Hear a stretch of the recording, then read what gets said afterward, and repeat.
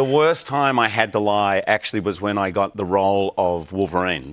I went to Toronto, I auditioned, I got the part, I had to go back to LA, and they said, we need you there tomorrow. They'd started shooting, so I went the next day and they said, by the way, when you go back into customs, just say that you're there for an audition. I'm in the line, I'm waiting, I'm sweating.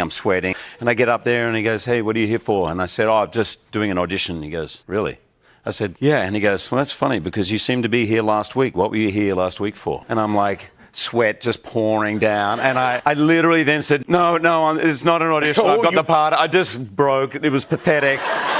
And he goes, go over there. And it was that room. And I went in there and I was there for like an hour and a half and he made me wait. I went to make a phone call. That guy literally is like, get off the phone now. Really? This is serious. You have no rights in here. You have no phone calls. And I'm sitting there going, okay, first of all, I've just lost the biggest break of my life. I'm going to go to jail. So I finally get up there and he's like, listen, we're probably going to send you back on a plane. Listen, I'm sorry. It's just I got this part in this thing and they haven't got my visa. And he goes, what's the thing? And I said, well, it's X-Men. It's like a comic book. He goes, what?